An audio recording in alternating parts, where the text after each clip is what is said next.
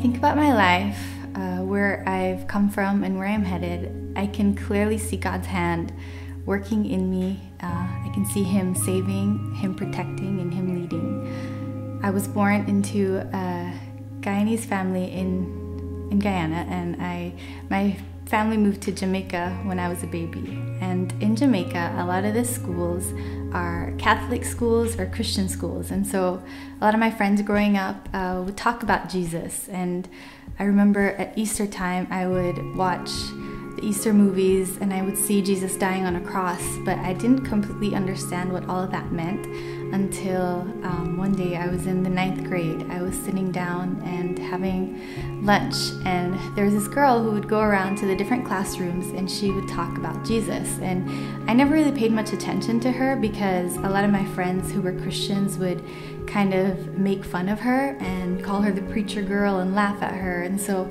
I never listened to what she had to say. But on this day, I feel like, looking back now, I feel like God sent her specifically to talk to me.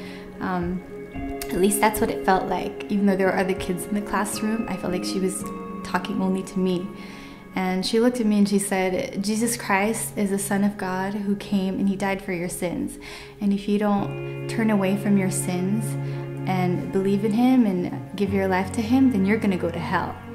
And so in my 12, 13-year-old mind, I remember thinking, man, what does that mean for me and where I'm headed?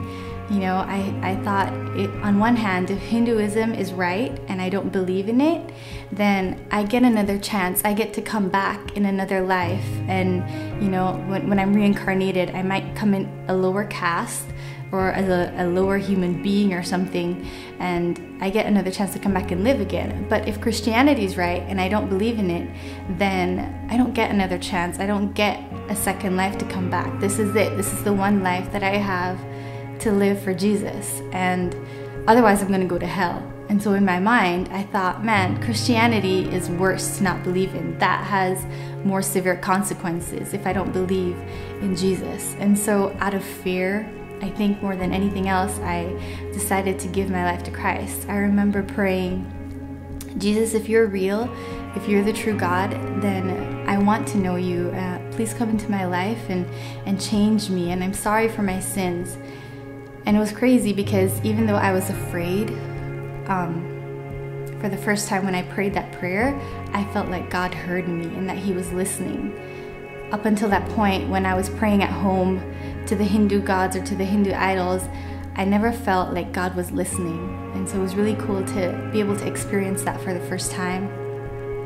And so a few years later, some of my family members and I, we moved to the States to live with my older sister and my brother-in-law, which I'm so thankful that God placed me there to live with them. It was at this point in my life that I was able to go to church for the first time and to go to a small Christian school where I started learning about the love of God and the grace of God and the fact that He didn't want me to go to hell. He didn't want to send anyone to hell.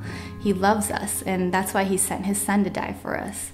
And so the more I learned about that, the more thankful I became, and the more I started living out my faith because I was thankful and because I love the Lord, not because I was afraid that I was going to go to hell.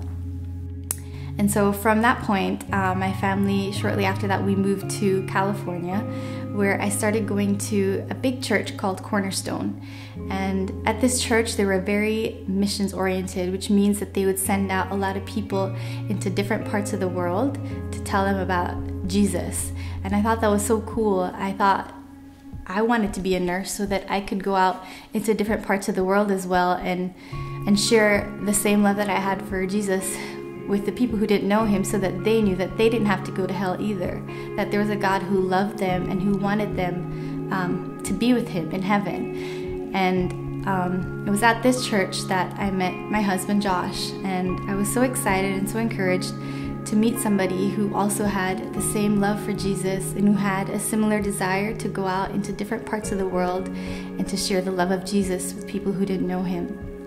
So we were both really excited to move to LA to start a church, both my husband and I, because in LA, there's one city where you get to meet people from all over the world. You don't have to go to different parts of the world. In the city, you have people from different countries. And for me personally, I think one of the other reasons why I really like LA is that I can resonate to people when they tell me stories of leaving their homeland and coming here for a better life. Because when I was younger, that's one of the reasons why my family sent me to the States, was so that I could have opportunities that they didn't have growing up at having a better life. One of the really cool things I like about Antioch is that I get to see God working not just in my life but all over the world. It's so cool to walk into a room and to meet people who come from different parts of the world, and they speak different languages and they have different cultural traditions, yet we all have just similar stories of Jesus and how faithful he is and how good he is and how he has saved us from sins that we never thought we could escape from struggles that we thought we always had to live with. And it's been so cool. I don't think I can explain how cool that is to belong to a family of believers who speak different languages and don't have the same stories growing up, but yet we all have the same love for Christ, and we all know that he died for us and that we're all going to go to heaven because of what he did on the cross.